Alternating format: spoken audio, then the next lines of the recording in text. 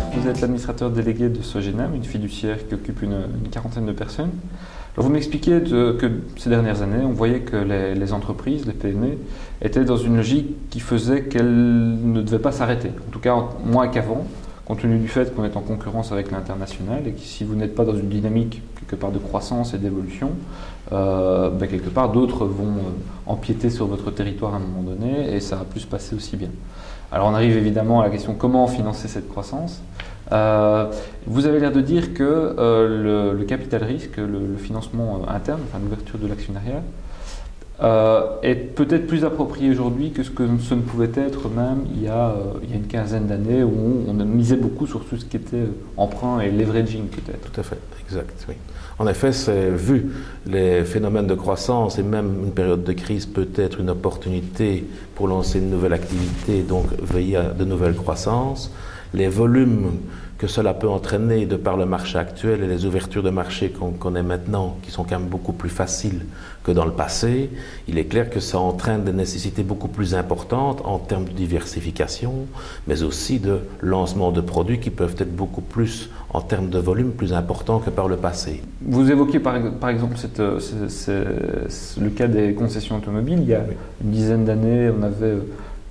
pour prendre un pays comme la Belgique, une cinquantaine de concessions pour une marque. Aujourd'hui, on a diminué par 2, voire davantage, avec des volumes de distribution de véhicules qui évidemment ont évolué en proportion. Vous disiez, ça pouvait être entre 100 et 400 véhicules par an vendus par une concession il y a une dizaine d'années.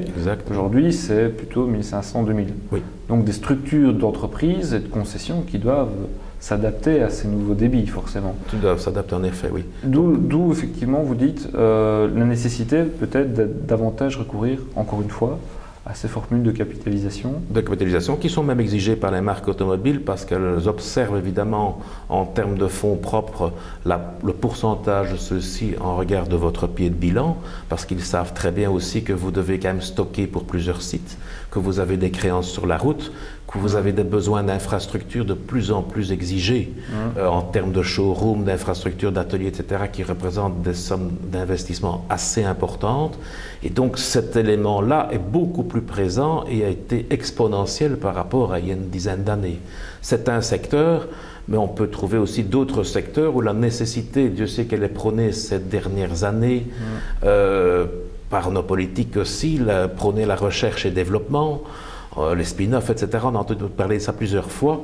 Eh bien, cette recherche et développement, la financer, il faut bien observer non seulement ce qu'elle coûte en termes de personnes à engager, de moyens à mettre en œuvre, il faut faire des prototypes, mais aussi de phases de développement d'un produit. Cela prend du temps. Ce sont aussi des financements qui doivent se faire pour faire face à de nouvelles demandes, à un nouveau marché, à une nouvelle concurrence. Alors moi j'entends des publicités de la part de banques qui vous disent on va mettre 1 milliard d'euros à disposition des PME et des entreprises, donc de l'argent il y en a. Pourquoi ne pas aller se diriger plutôt vers ces organismes prêteurs plutôt que des organismes sociétés d'investissement, capital risque, voire business angel?